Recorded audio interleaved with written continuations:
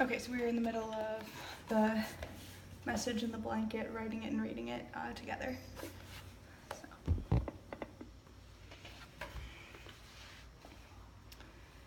Harry, Dad, hello, good, hello. No, this is a strange joke. Albus, Dad, help, Godric's Hollow. Ginny, give me that. My eyesight is better than yours. Yes. Dad, hello, good. That's not hello again, that's hallow. Or hollow? And then some numbers. These are clearer. 311081. Is this one of those muggle telephone numbers? Or a grid reference? Or a... Harry looks up, several thoughts smashing through his brain at once. Harry, no, it's a date. 31st October 1981, the date my parents were killed. Ginny looks at Harry and then back at the blanket. Ginny, that doesn't say hello. It says help. Harry, Dad, help. Godric's Hollow, 311081. It's a message. Clever boy left me a message. Harry kisses Ginny hard. Ginny, Albus wrote this? Harry, and he's told me where they are and when they are. And now we know where she is. We know where we can fight her. He kisses her hard again. Ginny, we haven't got them back again yet. Harry, I'll send an owl to Hermione. You send one to Draco. Tell them to meet us at Godric's with a time turner. Ginny, and it is us, okay? Don't even think about going back without me, Harry. Oh, this is a departure. Harry, of course you're coming. We have a chance, Ginny, and by Dumbledore, that's all we need. A chance. Yeah, no, actually I wasn't expecting him to do that because he's always been iffy about having other people come with him when he goes to save the world, but maybe that's just something that he's, a way he's grown up, because we don't know what's going to happen. Obviously there's danger if there's this, yes, she's young, but she's obviously powerful. So, there's no guarantee that they're not going to get hurt. So I would think that Harry would want Ginny to stay, and protect. They have two other kids too that would need looking after if something were to happen. So he's putting Ginny at risk by letting her come. And of course she should come. She's Albus's mother. She wants to, and she's not. She's a Gryffindor. She's brave. She's always wanted to fight and be part of the action. She would gladly have gone along with Harry, Ron, and Hermione on their journey for the Hallows. She couldn't because she was underage at the time, so it wouldn't have worked. But if she'd known what they were up to, she would have wanted to come with. And if she had been their age, then I would say that she should have. She definitely would have been a help when Ron left. She might have been able to stop him from leaving. I don't know necessarily, but she would have been harsher with him and made him feel guiltier than either Harry or Hermione would have, and so she might have been able to guilt him into staying. And it definitely would have been a comfort. And she's not stupid. She definitely could have helped them. She tried to help them. She tried to get them the sword, which was awesome. And I love that she was doing that. And I suppose if that hadn't happened, if she hadn't, if they hadn't overheard that conversation with Dean and the goblins and Ted Tonks and Dirk Cresswell, then they might not have realized a lot of things. So I guess she needed to be at Hogwarts to do that. But still, she would have,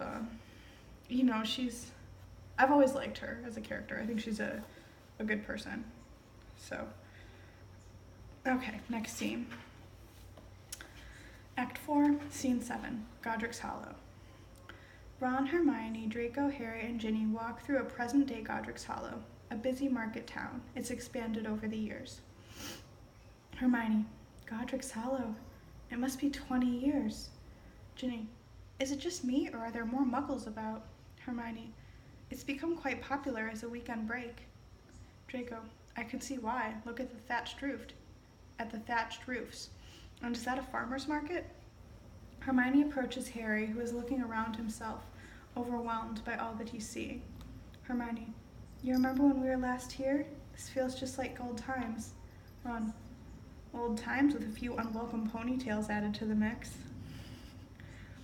Draco knows a barb when he hears one. Draco, can I just say, Ron, Ron still calls him Malfoy. Ron, Malfoy, you may be all chummy-chummy with Harry, and you may have produced a relatively nice child, but you've said some very unfair things to and about my wife. Oh, yeah, that's true. Well, I think Hermione's over it. Hermione, and your wife doesn't need you fighting her battles for her. Hermione looks witheringly at Ron. Ron takes the hit. Ron, fine, but if you say one thing about her or me, Draco, you'll do what, Weasley? Hermione, he'll hug you, because we're all on the same team, aren't we, Ron? Ron, hesitating in the face of her unwavering gaze. Fine, I think you've got really nice hair, Draco. Hermione, thank you, husband. Now this seems... Sorry, that was funny. Thank you, husband. I mean, who calls him that? Okay. Now this seems a good spot. Let's do this. Draco takes out the time turner. It begins spinning wildly as the others take their places around it. And there is a giant whoosh of light, a smash of noise, and time stops. And then it turns over, thinks a bit, and begins spooling backwards, slow at first, and then it speeds up. They look around themselves. Ron, so has it worked? Must, because we're on a new scene. Act 4, Scene 8. Godric's Hollow, a shed, 1981. Oh, here we go. Albus looks up, amazed to see Ginny and then Harry, and then he takes in the rest of the happy band. Ron, Draco, Hermione. Albus, Mum? Harry, Albus Severus Potter, are we pleased to see you? Albus runs and throws himself into Ginny's arms. Ginny receives him, delighted. Albus, you got our note? Ginny, we got your note. Oh, I'm so happy. I mean, I know there's still, like, stuff that needs to happen, but at least they're together again. Scorpius trots up to his dad.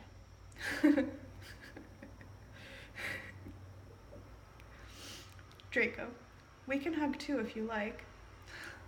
Scorpius, it's a little awkward. Scorpius looks at his dad, unsure for a moment, and then they sort of half hug in a very awkward way. Draco smiles. Ron, now where's this Delphi? Scorpius, you know about Delphi? Albus, she's here. She's trying to kill you, we think. Before Voldemort curses himself, she's going to kill you and so break the prophecy. And Hermione, yes, we thought that might be it too. Do you know where specifically she is now? Scorpius, she's disappeared. How did you without the time turner? Harry, interrupting, that's a long and complicated story, Scorpius, and we don't have time for it. Draco smiles at Harry gratefully. Ron, Hermione. Harry's right, time is of the essence. We need to get people into position. Now Godric's Hollow is not a large place, but she could be coming from any direction. So we need somewhere that gives us good views of the town, that allows for multiple and clear observation points, and that will, most importantly, keep us hidden, because we cannot risk being seen. They all frown, thinking. I'd say St. Jerome's Church ticks all the boxes, wouldn't you?